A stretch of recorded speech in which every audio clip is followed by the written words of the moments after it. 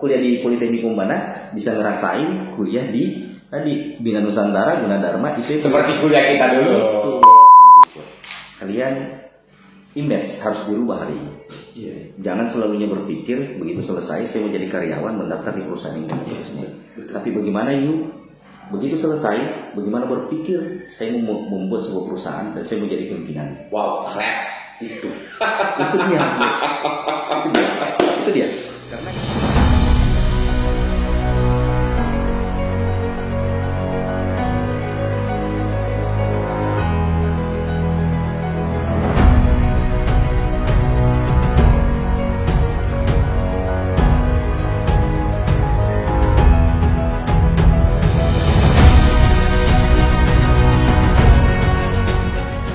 Assalamualaikum warahmatullahi wabarakatuh. Di video kali ini kita sementara berada di Politeknik Bombana. Nah, saat ini kita akan ketemu dengan direkturnya. Kita bincang-bincang Politeknik ini berdirinya sejak kapan, jurusan apa saja yang ada di sini, fasilitas apa saja yang tersedia di sini. Let's go.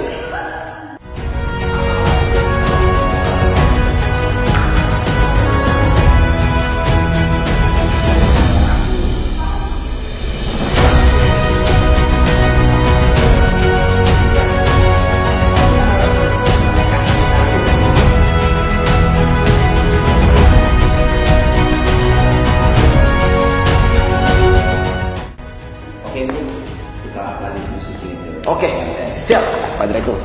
Kita gas dulu.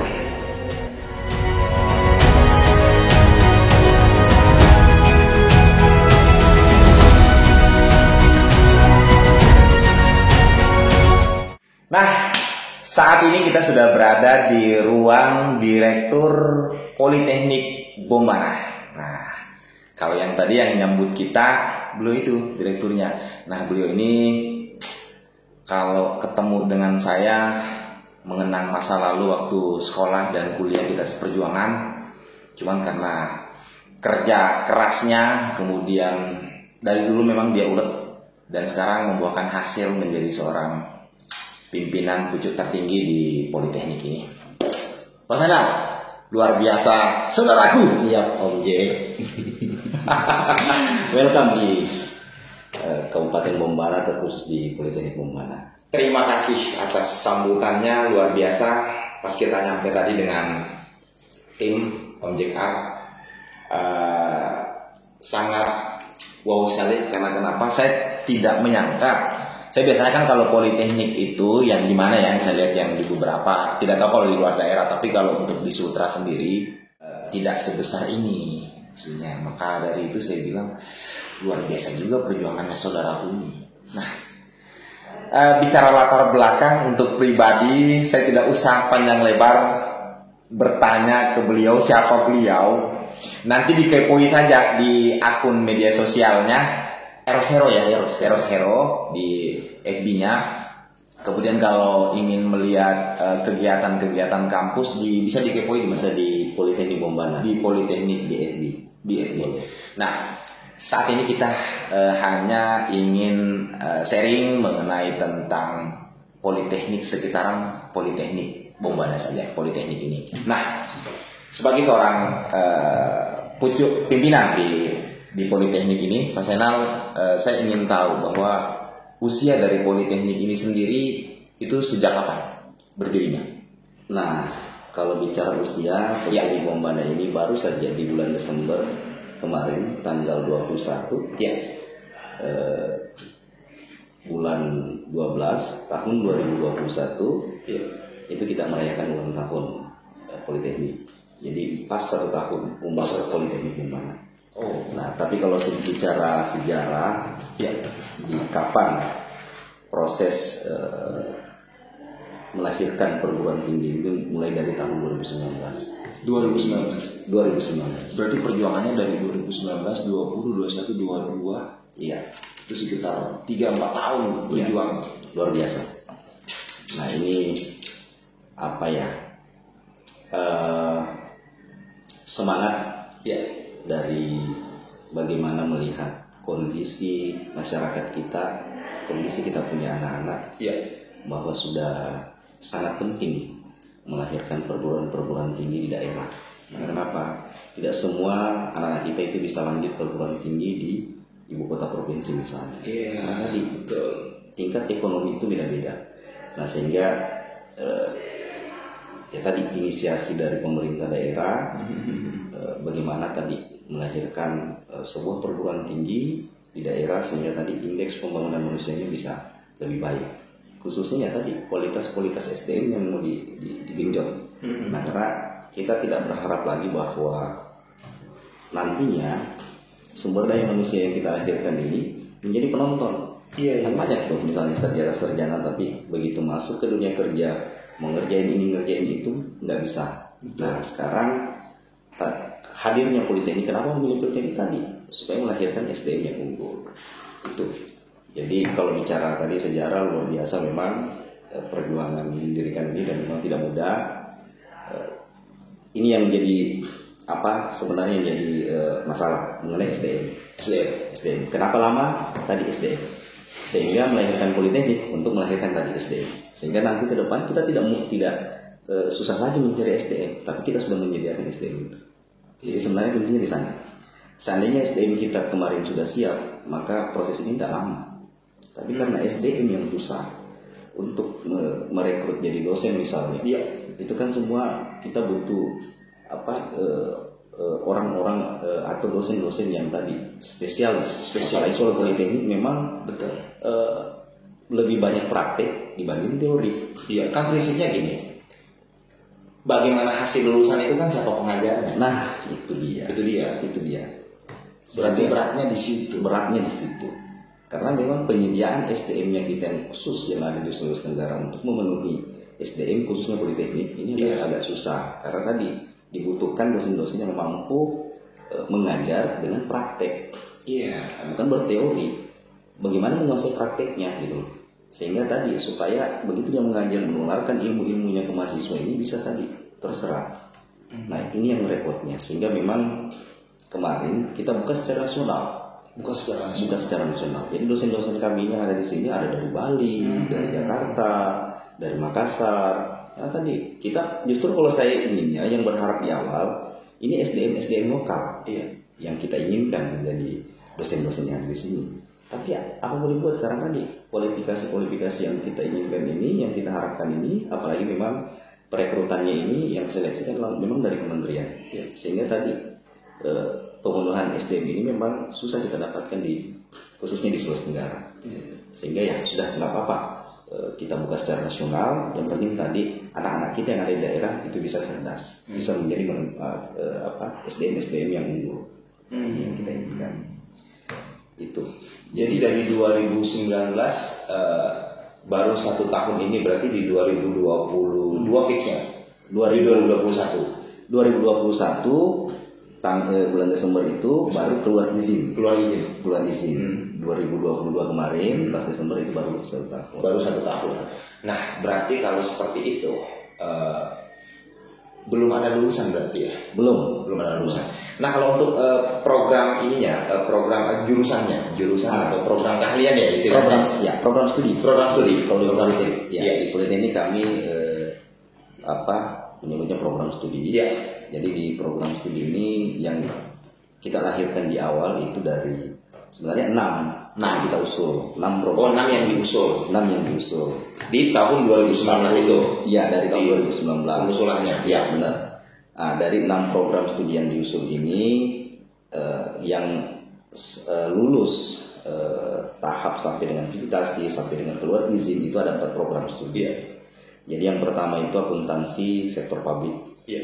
Kemudian teknologi pemberian ikan. Kemudian yang ketiga teknologi rekayasa konstruksi bangunan gedung. Kemudian yang keempat teknologi rekayasa kimia industri. Nah ini semua S1 terapan. S1 terapan. Jadi sebutannya sekarang kalau dulu orang biasa menyebutnya diploma atau diploma 4. Ini sama. Diploma 4 itu sama sebenarnya dengan sarjana terapan. Jadi sebutannya kita ini sarjana terapan. Kan image masyarakat melihat politeknik itu biasanya kan diploma D3 ya, biasanya, D1, D2, D3 gitu. Oh berarti politeknik ini cetakannya sarjana. Nah, gitu. Nah, itu dia. Ini yang harus diluruskan. Ini yang harus lebih di ini, biar kan masyarakat kita tidak bisa memaksakan dia harus tahu. Betul. Dan kita yang bertugas harus memberitahukan, harus menginformasikan. Jadi kalau di politeknik ini memang gelar akademiknya itu begitu mereka selesai STR. Nah, ini gelar STR ini sebenarnya memang lumayan berat. Kenapa saya katakan lumayan berat? Karena mereka menyandang terapan. Jadi kalau bicara terapan, oh ini anak STR loh, dia terapan. Berarti dia punya kemampuan, punya skill dan lain sebagainya. Sehingga ketika dia tidak punya kemampuan, punya skill, nah ada apa dengan STR-nya kayak gitu. Iya. Ini yang membedakan. Sehingga kalau biasanya kan kalau sarjana saja mau ada skill mau tidak no problem karena memang kan dia akademik. Tapi kalau terapan, wah nggak ada istilah. You harus punya keterampilan, you harus punya skill. Nah ini yang memang menjadi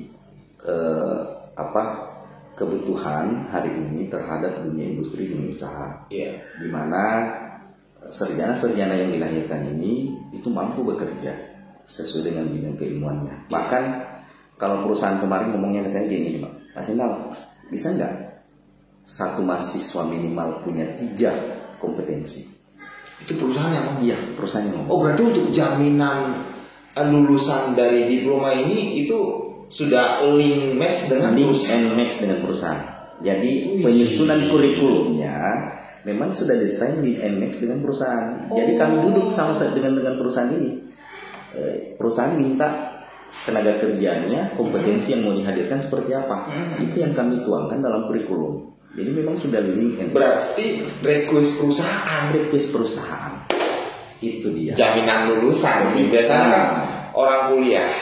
Ini nih curhatan hati bapak-bapak, ibu-ibu yang memuliakan anaknya. Betul. Pada saat anaknya wisuda, bahagianya minta. Foto-foto, peluk-pelukan sama anaknya, foto dipajang di ruangan tamu, bahagia rasanya. Tapi ketika back ke belakang, sapi hilang. Betul. Rumah kadang. Betul sekali. Kemudian kebun kadang hilang. Dan ini sampai nangis, apalagi melihat anaknya yang sudah sarjana, yang sudah tertempel tadi fotonya, tidak bisa ngapa-ngapain tanpa pekerjaan, bahkan malah lebih istilahnya jadi beban lagi, kembali jadi beban lagi. Nah itu yang kita harapkan hari ini tidak lagi terjadi. Betul. Nah, jadi saya inginkan juga memang bagaimana kita menghadirkan sebuah lulusan ini yang memang tadi punya kompetensi. Saya sampaikan kok setiap rapat saya sampaikan ke seluruh dosen bahwa ingat beban kita punya beban. Kita punya sangat beban moral kita begitu besar. Dan saya tidak ingin satu orang pun nanti mahasiswa yang lulusan dari politeknik itu menjadi pengangguran. Karena ini ngapain menghadirkan sebuah perguruan tinggi? Nih, kalau kita hanya menghasilkan tadi pengangguran baru, menciptakan pengangguran baru, kan lucu rasanya, Pak. Artinya kita baik saja ke diri kita. Ketika kita tidak punya kemampuan, skill dan lain sebagainya, berarti kita nggak bisa ngapa-ngapain. Nah itu akan menambah lagi tadi yang seperti kita bilang bahwa itu beban. Jadi seperti itu. Jadi memang sekarang ini memang sudah zamannya. Sudah zamannya melahirkan SDM yang punya kompetensi. Jadi kompetensi itu juga yang kita lahirkan ini bukan hanya berdasarkan tadi bidang, misal tadi akuntansi nih. Ya, saya berikan contoh. Dia akuntansi, bidangnya akuntansi. Dia jago di bidang akuntansi. Tapi begitu disuruh buat aplikasi akuntansi, dia nggak bisa. Dia nggak mampu. Nah, ini yang diminta, yang seperti ini yang diminta. Bagaimana si anak akuntansi ini bisa juga buat aplikasinya. Nah, ini kan penambahan kompetensi lagi. Sampai aplikasi. Sampai aplikasi. Jadi mereka nanti akan diajarkan, itu yang pertama. Yang kedua, komunikasi. Ini juga permintaan dari perusahaan. Jadi komunikasi kalau yang lalu bahasa Inggris menjadi bahasa internasional, hari ini perusahaan-perusahaan juga meminta bagaimana, karena kan kebanyakan sekarang perusahaan-perusahaan ini datangnya dari Cina nih. Dari Cina. Ya, perusahaan-perusahaan Cina ini minta ini desain kurikulumnya itu dimasukkan bahasa Mandarin. Iya. Jadi mahasiswa ini wajib menguasai bahasa Inggris, kemudian menguasai bahasa Mandarin. Iya. Karena kenapa? Ketika dia kerja nanti di perusahaan Cina, barangnya dari Cina, manual bukunya pakai bahasa Mandarin dan lain sebagainya, mereka nggak bisa ngapa-ngapain kalau nggak bisa itu. Sehingga hari ini mereka minta. Dan kemarin ada salah satu direktur perusahaan lumayan besar, yang diminta di awal itu Pak Omjek. Dia minta dari 5.000 karyawan saya nanti, yang paling utama yang kami minta untuk dibenahi adalah komunikasinya dulu, baru kompetensi. Komunikasinya dulu, bahasanya dulu, baru kompetensi, baru kompetensi. Nah ini itu dia. Sehingga tadi memang sudah menjadi wajib bagi kita semua, untuk anak-anak kita semua, untuk menguasai bahasa-bahasa orang. Iya. Karena kalau kita hanya mau menguasai bahasa kita sendiri, ketika berhadapan nanti di industri, kan itu banyak kejadian tuh. Misalnya bentrok antara orang Chinese dengan orang Indonesia, itu karena tadi miskomunikasi. Padahal kalau orang kita punya SDM ini juga menguasai bahasanya mereka, ini saya rasa memang mengurangi tadi bentrokan seperti itu, sehingga mereka juga bisa bekerja secara profesional. Nah, jadi memang kompetensi-kompetensi ini yang selalunya kita sisipkan, apa yang dibutuhkan oleh dunia kerja, dunia usaha hari ini, itu yang kita tuangkan. Jadi saya sempat ditanya malam kemarin sama Pak dari kementerian. Iya, dari kementerian. Saya ditanya, loh, ini kok ada bahasa Mandarin? Iya. Maksudnya apa ini? Jadi saya sampaikan, Iya. bahwa bahasa Mandarin ini muncul sebenarnya bukan hanya asal-asalan kami mencaplok, tapi memang permintaan dari dunia kerja, dunia usaha. Jadi bahasa Mandarin ini menjadi begitu pentingnya buat mereka, sehingga itu harus dituangkan. Bahkan mereka minta kalau bisa Pak, saya 6 bulan aja. Iya. Mereka sudah harus jago bahasanya. Minimal dia bisa bercakap dengan nanti karyawan-karyawan kami misalnya yang kami bawa dan seterusnya. Karena yang akan banyak dipakai itu kan karyawannya dari kita. Iya. Nah, mereka hanya jadi pembimbing saja. Tapi bagaimana dari kita ini bisa berkomunikasi dengan karyawan yang membimbing kita punya ini. Nah, itu yang harus didesain. Jadi bukan hanya kompetensi, tapi bagaimana bisa menguasai bahasa. Nah ini, jadi memang teknologi sekarang semua kita harus ngikutin. Kalau kita tidak ngikutin ya tadi, kita akan menjadi SDM terbelakang. Kita akan jadi penonton. Nah, terkait mengenai masalah, baik skill komunikasinya harus diperbaiki, itu ini. Kemudian kompetensinya. Nah, kalau kompetensi sendiri kan ini harus didukung dengan fasilitas kampus yang memadai. Nah, kalau bisa kepo nih, kalau bisa tahu untuk fasilitas praktik di Politeknik Bombana ini sendiri sudah seperti apa nih? Jadi memang desain rancangan kurikulum yang kami buat itu proporsinya 70 praktik, 30 teori. 70% praktik, 30%. Ya. Bahkan kemarin sempat saya sampaikan ke dosen, berani nggak sampai dengan 80%? Iya. Ini kurikulum merdeka sekali. Kalau biasanya kan ada istilah kurikulum merdeka. Itu sudah istilahnya sudah kita banget kayaknya gitu. Dan kalau di Politeknik itu beda juga ya kayaknya kurikulum. Jadi kalau kita di Politeknik itu disebutnya biasa MBKM, Merdeka Belajar Kampus Merdeka. Merdeka Belajar Kampus Merdeka. Jadi di perguruan tinggi itu yang diterapkan. Memang kurikulum itu bahkan kami sudah lakukan. Makanya kami MBKM ini kami coba kemarin. Baik ini juga menjadi grand design di awal. Saya memang memformulasi, mau melihat bagaimana sih menerapkan MBKM ini. Bahkan saya tes. Ini baru angkatan pertama di semester 1. Mahasiswa saya kirim ke Malaysia untuk masuk sudah saya kirim semester 1 8 orang saya kirim ke perusahaan di Malaysia. Dan ini perusahaan gede, perusahaan besar, perusahaan punya kerajaan di Malaysia. Dan mereka alhamdulillah ternyata kemarin waktu mereka belajar di sana, praktik di sana dan seterusnya. Mereka lah yang mau, kebetulan ada tamu nih dari kerajaan, mereka yang memaparkan. Apa yang membuat Bang Zainal sebagai direktur di Politeknik ini kok seberani itu? Ini baru semester 1 loh. Ibaratkan anak ini baru dilatih di kolam renang langsung dicemplungin di lautan lepas. Apa yang membuat? Kembali tadi praktek. Karena kan kita sekarang bagaimana prakteknya. Jadi cara Politeknik ini membawa supaya anak-anak ini bisa menguasai praktikum. Itu ada beberapa metode yang kami gunakan. Yang pertama mereka bisa praktik di kampus, kemudian yang kedua kami gunakan mereka praktik di perusahaan dengan berarti fasilitas itunya memang bukan hanya disiapkan di kampus dan belajarnya di kampus, tapi MOU dengan perusahaan. Di sana mereka praktik. Dan itu jauh lebih bagus karena semua fasilitas sudah ada dalam perusahaan itu. Itu yang pertama. Yang kedua, mereka langsung menerapkan apa pembelajaran yang ada di industri. Mereka langsung melihat prosesnya di industri. Oh, ternyata dunia kerja seperti ini loh. Berarti ibaratkan dia dilatih di kolam renang, sesekali dicemplungin di laut, habis itu ditarik kolam renang lagi. Berarti dia pada saat dia di dunia nyata lepas dari kampus sudah pernah lihat langsung. Itu jadi tidak semata-mata bahwa praktik itu adanya di kampus. Kita giring ke perusahaan. Nah, kita sudah banyak kerjasama dengan perusahaan-perusahaan.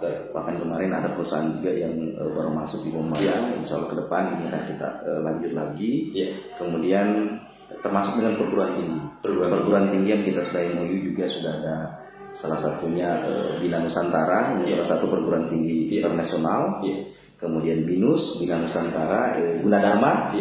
Kemudian IPB juga kita sudah MOU. Jadi insya Allah nanti mahasiswa kita di Politeknik Bombana ini juga bisa menggunakan fasilitas perguruan tinggi lain. Jadi kuliah di Politeknik Bombana bisa ngerasain kuliah di Bina Nusantara, Gunadarma, IPB. Seperti kuliah kita dulu. Seperti kuliah kita dulu. Kita unsur. Jadi tapi kita kuliahnya di pusat pelatihan. Jadi MBKM ini memang sangat luar biasa menurut saya. Salah satu memang terobosan yang mudah-mudahan sampai ke depan ini digunakan terus. Karena kenapa? Memang MBKM ini memberikan kemerdekaan kepada kampus, memberikan kemerdekaan kepada mahasiswa untuk bagaimana cara-cara mereka untuk menempuh pendidikan itu. Nah, contoh kami juga misalnya di internal kampus MBKM ini. Jadi anak akuntansi ini belajar di program studi bangunan gedung, konstruksi bangunan gedung.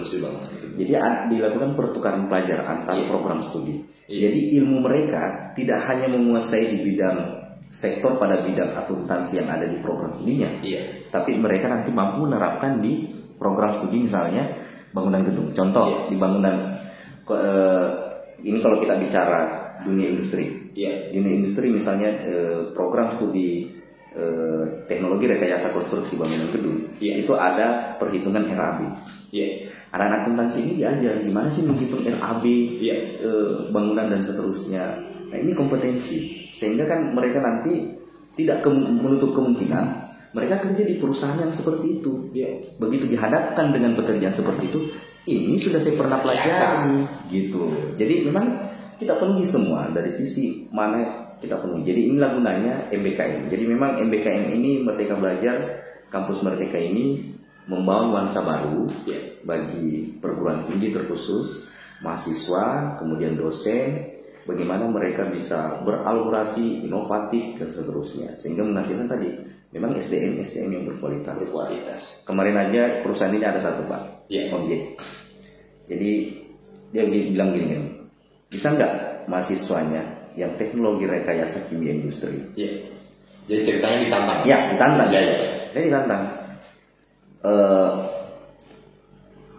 membuat struktur kelistrikan di industri.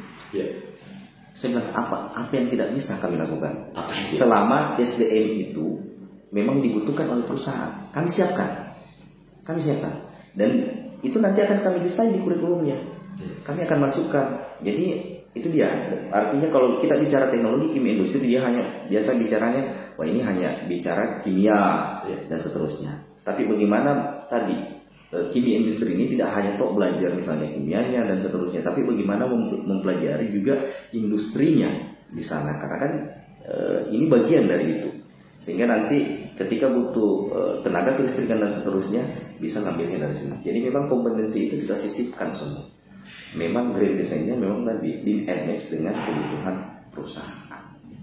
Itu luar biasa. Nah, yang paling penting bahwa hari ini yang ingin saya ciptakan, lulusan ini tidak semata-mata menjadi karyawan, tapi bagaimana mereka menjadi pemimpin, bagaimana mereka yang melahirkan leader, menjadi melahirkan sebuah usaha.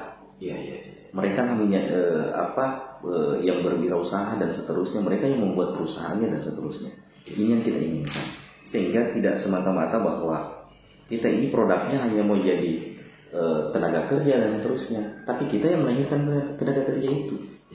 Ini yang sering saya sampaikan ke mahasiswa. Kalian image harus dirubah hari ini. Jangan selalunya berpikir begitu selesai saya mau jadi karyawan mendaftar di perusahaan ini dan seterusnya. Tapi bagaimana begitu selesai, bagaimana berpikir saya mau membuat sebuah perusahaan dan saya mau jadi pimpinan. Wow, keren. Itu dia. Karena kalau kita selalunya berpikir menjadi karyawan dan seterusnya, kapan kalian berpikir? Jadi kalau mentok-mentoknya nanti kalian menjadi karyawan, tapi cara berpikir kalian sudah seperti itu. Jadi ke depan bisa saja kalian hari ini menjadi karyawan, tapi karena pemikirannya sudah sampai ke sana, kalian belajar di sana, begitu selesai dapat ilmunya, bikin perusahaan sendiri. Di mana ada gula, di situ ada semut. Berarti di mana politeknik ini berdiri, berarti semua alumni SLTA. Maksudnya, maksudnya di sini. Dan kita tidak usah repot nyari mahasiswa kalau seperti itu, karena kita menunjukkan kualitas. Kalau kita sudah menunjukkan kualitas, maka yakin saja orang cari kita, bukan kita yang cari orang. Itu dia. Dan itulah Politeknik Bombana. Keren. Alhamdulillah. Nah, terakhir harapan seorang Direktur Politeknik Bang Zainal untuk masyarakat Kabupaten Bombana, dan saya rasa Politeknik ini bukan hanya skala Kabupaten Bombana, Sultra bahkan nasional. Apalagi untuk orang tua calon mahasiswa yang mungkin sekarang ini sudah duduk di kelas 3 yang sebentar lagi tamat, dan mungkin orang tua yang mungkin anaknya di luar sana yang tidak sempat kuliah karena keterbatasan biaya. Adakah solusi dari Politeknik ini untuk orangnya seperti apa? Jadi kalau untuk masyarakat yang tadi notabene kurang mampu ya, itu ada beasiswa yang disiapkan oleh Pemda, tapi ini yang Pemda Bombana yang menyediakan. Jadi memang syaratnya juga harus dari masyarakat Bombana. Untuk masyarakat yang di luar Kabupaten Bombana, itu juga kita nanti akan siapkan usulkan beasiswa dari Dikti. Nah, ini juga ada beasiswa di sana, banyak model-model beasiswa yang bisa kita usul. Jadi jangan ragu lah, insya Allah kalau mengenai pembiayaan kita punya banyak cara. Janganlah ragu masuk ke Politeknik Bombana. Saya pikir kalau untuk beasiswa itu banyak sumber-sumber yang bisa kita dapatkan. Jadi intinya bahwa memang biaya pendidikan itu mahal, betul mahal. Tapi saya pikir kalau semua masyarakat berpikir untuk ke depan, untuk bagaimana anaknya ini menjadi SDM yang unggul, begitu selesai mereka tidak lagi menjadi pengangguran, saya pikir biaya ini bukan menjadi penghalang. Saya pikir Om Jack dulu sama kan dengan saya. Kita malah jauh, malah kita yang mencari. Jadi ada sajalah ketika kita bicara pendidikan, pembiayaan itu pasti ada saja jalannya. Nah, khusus untuk Politeknik Bombana sendiri juga menyediakan beasiswa unggul. Jadi mahasiswa-mahasiswa nanti yang berprestasi itu bisa dapat beasiswa dari perguruan tinggi. Intinya jangan ragu kalau demi sekolah. Karena saya ingat sekali Bang Senal, karena kita sama pada saat itu. Kalau kita pikir dulu kita mau ambil uang dari mana, kita mau kuliah di jauh. Kemudian kita di semester 3 kita diwajibkan untuk terjun langsung ke dunia industri pada saat itu. Nah, industri kita itu ada di kota besar. Betul. Untuk hidup di kota besar selama 6 bulan, kita mau ngambil dari mana? Tapi karena kita berani, akhirnya alhamdulillah kita dipertemukan dengan orang baik. Itu kita tinggal di Tangerang berdua. Itu dia. Bukan berdua ya, kita satu tim dari Polaka berenam. Salah satunya saya, Bang Senal, dan orang yang pernah memberi jasa untuk kita. Mungkin pada kesempatan ini saya berterima kasih, dan bisa jadi mereka-mereka ini nonton. Terima kasih banyak atas semuanya. Silakan. Terima kasih juga. Karena saya yakin benar, Paman nonton ini. Ya, benar. Jadi itu tadi yang saya maksud, bahwa memang biaya pendidikan ini semakin lama semakin tinggi. Tapi janganlah ragu karena pembiayaan. Saya kira kami juga dari perguruan tinggi pasti memikirkan bagaimana mencarikan win-win solusi bagi anak-anak kami mahasiswa untuk tadi tetap, apalagi kalau mereka berprestasi ya. Waduh, itu perguruan tinggi sendiri akan merekomendasikan memberikan beasiswa.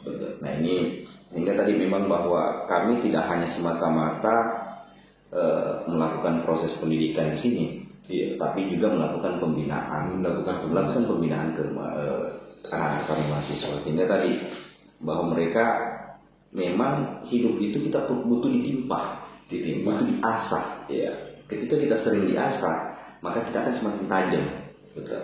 Nah, ketika kita sudah tajam, udah ngomong ngapain saja bisa. Betul.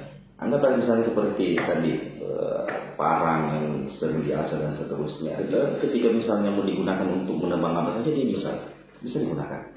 Bahkan kapas pun bisa dibelah ketika misalnya parang itu tajam. Nah itu dia. Jadi ya kalau bicara biaya, jangan ragu lah untuk bergabung dengan kami. Insya Allah banyak saja cara yang akan kita gunakan. Apalagi ini untuk anak-anak kita, mereka lah penerus-penerus kita ke depan. Kalau bukan kita yang mencerdaskan mereka, kalau bukan kita yang membentuk mereka menjadi manusia yang unggul, siapa lagi? Itu dia. Keren. Terima kasih Bang Senal. Salam buat teman-teman di Politeknik. Siap. Salam buat keluarga. Siap. Insya Allah semoga video kita ini bisa menjadi salah satu video inspirasi, video edukasi buat penontonnya kita, dan kita saling mendoakan. Siap Bang Senal. Terima kasih Om Jack. Sukses selalu. Siap, sama-sama. Oke, saya dan Bang Senal, Direktur Politeknik Bombana, mengakhiri podcast ini dengan ucapan terima kasih alhamdulillahirrabbilalamin.